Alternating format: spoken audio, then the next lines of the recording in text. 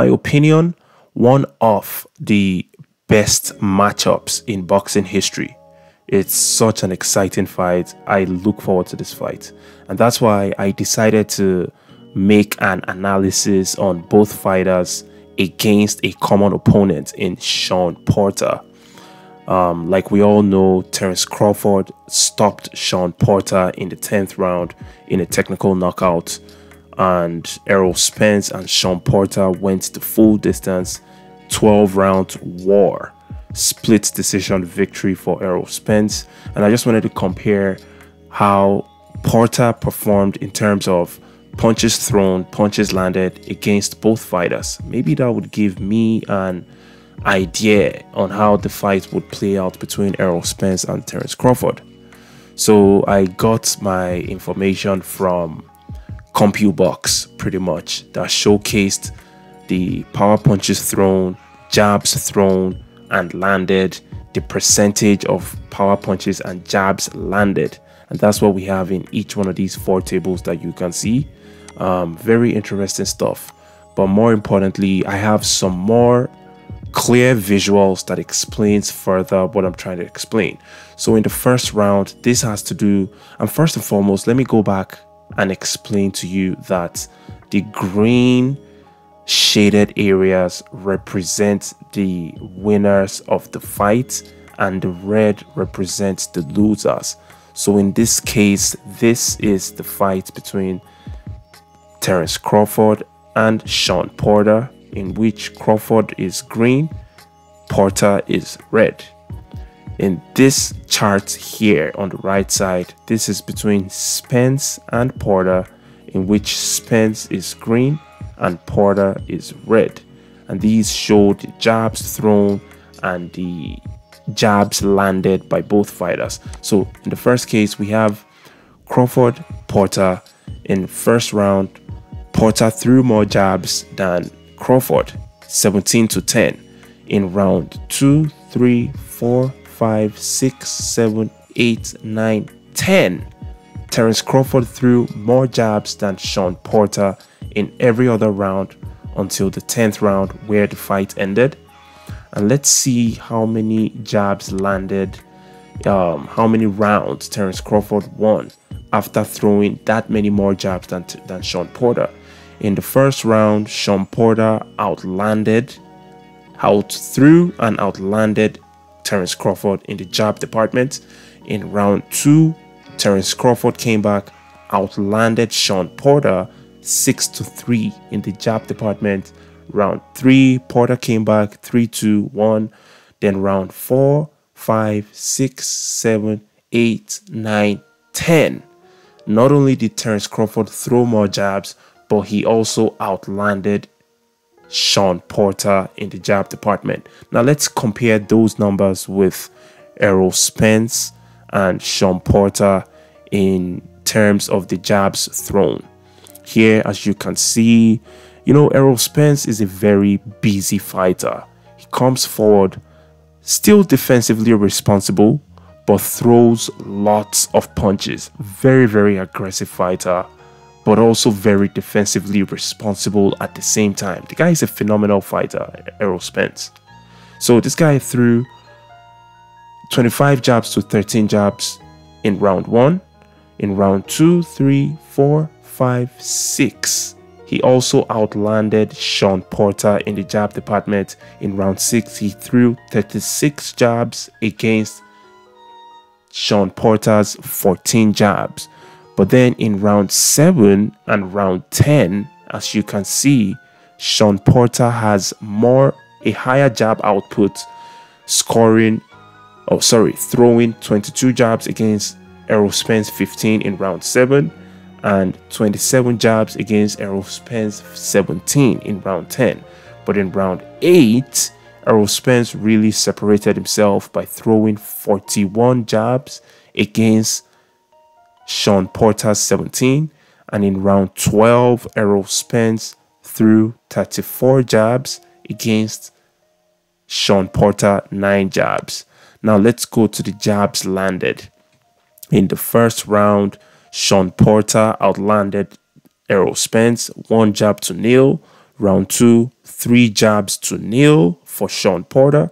Round 3, Sean Porter once again 2 jabs to 1. Now, round 4, Errol Spence comes back and throws landed 6 jabs as opposed to Sean Porter's 2 jabs. Round 5, Errol Spence 5 to 1. Round 6, Errol Spence once again 4 to 3. It's getting closer. Round 7, they both landed 4 jabs on each other. That was such a competitive fight between Errol Spence and Sean Porter. Such an interesting fight. I can't forget that fight. It's one of my best fights in the last, I would say, 5 years. Now, round 8, Errol Spence outlanded Sean Porter once again, 6 jabs to 1. Round 9, Sean Porter comes back, landed 4 jabs as opposed to Errol Spence, 3 jabs. Round 10 again belongs to Sean Porter, 5 jabs to Errol Spence, 1 jab. Round 9, Errol Spence comes back 4-3. Round 10, Errol Spence 3-1. You know, what I can conclude in the jab department here is that Terence Crawford was a busier guy throwing the jab, putting the jab out there. I believe he fought southpaw for the most part in that fight against Sean Porter. And he also outlanded Sean Porter significantly after throwing more jabs. In Errol Spence, Sean Porter fight, on the other hand, Spence threw more jabs in the first 6 rounds, and then Crawford came back in the 7th and the 10th. So basically, Spence was much more busy, except in 3 rounds where Porter threw more jabs than Spence. But in the landing of the jabs department, Porter actually did real good. He was able to outland Errol Spence in round 1, 2, 3, and 10. And then there was a draw in round 7. So what this tells me is that Errol Spence's style of fighting, being a come forward, aggressive volume puncher, created more opportunities for Terence Crawford, for Sean Porter to land a fewer more jabs. That's what I see. But then again, Errol Spence is highly defensively responsible. Like I heard Porter say in one of his interviews that Spence usually... Defensive wise, who's better defensively? I think Errol is. Errol is? I think Errol is a better defensive fighter. I think that Errol is... He seems to always be alert. Excuse me. He seems to always be alert to what's coming at him, you know? He does a really good job of rolling off punches, too. Mm-hmm. If you watch my fight with Errol, you see a lot of the punches that I landed, they don't really have the big effect because he's rolling with them. Mm-hmm. They're fast enough to get there, but he's fast enough to be aware that they're coming. Rolls with the punches. So you never land on Spence flush. You hardly ever land on Errol Spence flush. So you have to give that guy a lot of respect for being an aggressive come forward fighter, but still very, very responsible defensively. Now, in terms of power punches, once again, red represents the loser of the fight and green represents the winner of the fight. In this first chart here, it's between Crawford and Porter. In round 1, Porter was the busier guy, throwing more power punches than Terence Crawford. Same thing in round 2, 3, 4, 5, 6, 7, 8, 9, 10. Sorry, 7, 8, 9.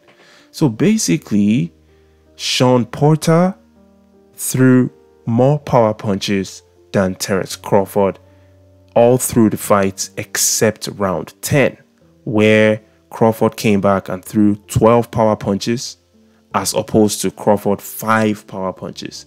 Round 5 was the busiest round for Sean Porter, throwing 49 power punches as opposed to Terence Crawford 21 power punches. Now let's compare the landed punches. As you guys saw, Crawford was way busier in terms of throwing punches, but in terms of landing these punches, Now we have Terence Crawford being successful in round 1, 2, 5, 7, 1, 2, 5, and 7. Terence Crawford was outlanded by Sean Porter. In rounds 3, 8, and 9, they both threw the same number of power punches. And then in round 10, Sean Porter didn't have an opportunity to throw a power punch because that was the same round he got stopped. Kenny Porter threw in the towel. I mean, it was a little bit controversial for some people, but in my opinion, if Kenny didn't throw in that towel, Terence would still have stopped Porter, okay, because he had dropped him twice. Porter was hurt, and Crawford is a great finisher. So yeah, even though it seemed like Porter threw more punches and was still very successful in landing or outlanding Crawford in a lot of those rounds, Porter's punches weighed more. They did more damage on Sean Porter. Sorry, Crawford's punches weighed more and did more damage on Sean Porter, which eventually led to the stoppage of the fight. Now let's compare those numbers with the Errol Spence Sean Porter fight. In Errol Spence Sean Porter, same thing. Porter outthrowing power punches than Errol Spence in round 1, 2, 3, 4, 5, 6, 7, 8, 9, 10, 11, 12. Pretty much it was a sweep in terms of punches thrown, power punches thrown. But now let's compare and look around 4. Sean Porter threw 78 power punches as opposed to Errol Spence 32 power punches. Man, Showtime Sean Porter, one reason we love that guy is that he was a real fighter. Before he retired, if you had a fight with Sean Porter, you knew your hands will be full. That guy will give you a run for your money. He always came to fight.